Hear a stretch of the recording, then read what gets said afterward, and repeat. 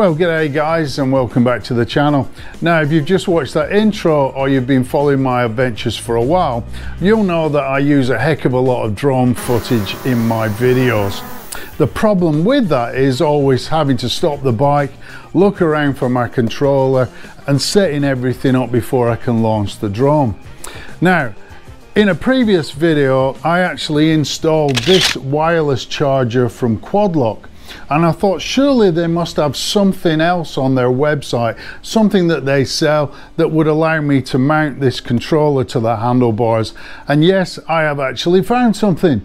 Now, if you're looking to mount a controller or any other device and you need a universal adapter, this may be the video for you. So stay tuned.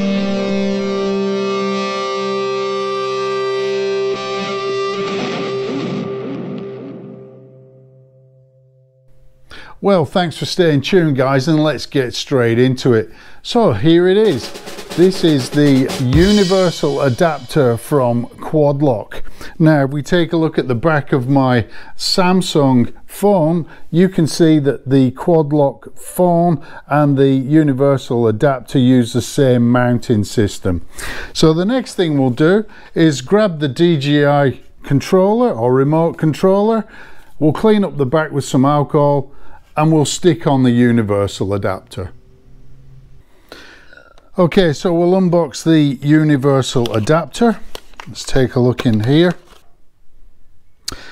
And inside we're going to find the actual universal adapter, which already has a 3M tape on the back of it.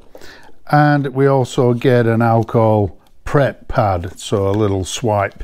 So what we'll do is put that to one side, open up the pad, take the back of the controller, and we're going to put it in this sort of vicinity. So we'll give that a nice wipe off. Okay, and then we'll set that aside for a few minutes just to dry off.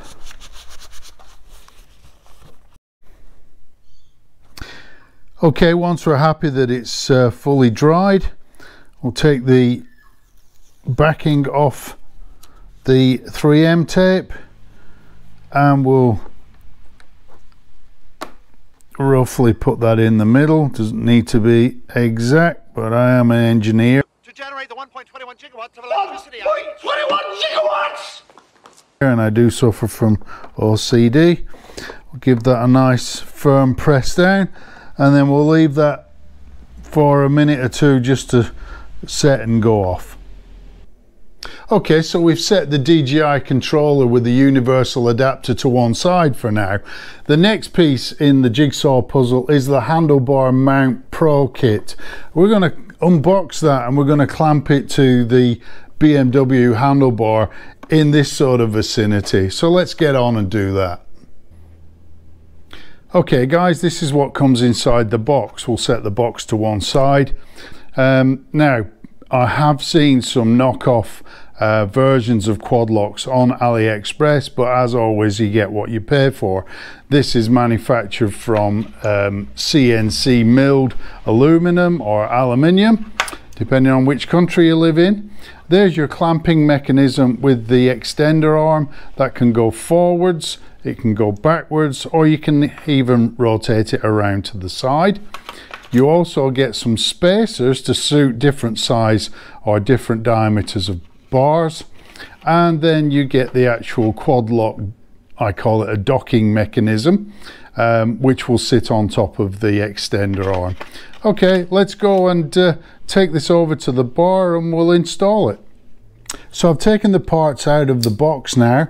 I've got the clamping mechanism, which I'm going to clamp around this vicinity, and I've selected the spacer, which in Imperial is 1/8 or 28.6. So that just pops in, and I'm going to slide this clamp on around this sort of area here, as close to the brake master cylinder as possible.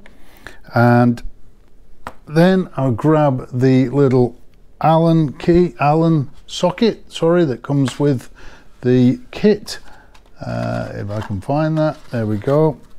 And that just drops in the countersunk or counterboard hole. And then Quadlock actually provide a small Allen key in the kit, and then we'll go ahead and tighten that down. Okay, that's just starting to bind up now. I'll just make some slight adjustments before we nip it up. Now it does look quite close there, but I'm going to put another piece on there as well, so it should give it a little bit more room. So let's just tighten that up. Eventually. Still needs to be a little bit tighter.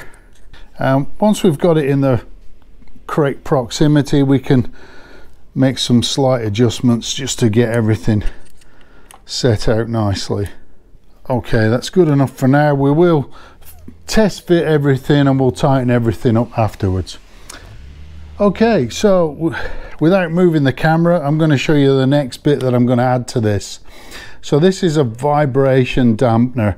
Don't forget, although it's taking my DJI controller, we're also going to fit the phone, my Samsung phone, to the controller to use the drone app. So I want to protect the phone camera from any vibration, and I'm going to do that with the vibration dampener. So we'll go ahead, unbox that, and we'll add it on top of this little extension lever. Okay, so this is the contents of the vibration dampener box, and you can see they also include a small Allen key, which is quite thoughtful for Quadlock. So let's take that out of there. Okay, and there is actually a captive bolt already set in here, so we'll put that to one side. The dampener goes on top there, and you can put it in any sort of orientation. Okay, and the Allen key goes through the threaded hole, and we can tighten that up just like that. There you go, that is nice and tight. Okay, and there you can see it actually provides that amount of flexibility. Okay, onto that we now get the Quadlock docking mechanism. We'll just remove that little cover, as it says, remove before fitting, and then to hold that in position, so we can put that to one side. To hold that in position, we use the countersunk screw that is already supplied with it. So we'll just go ahead and screw that down. Okay, that's it. Now I'll just use my phone just to test fit that. And there it is, clicked into place. So now what we'll do is grab the DJI controller or remote controller, and we'll exchange that for the phone. To release the phone, you just pull this little lever, turn your phone, and off it comes.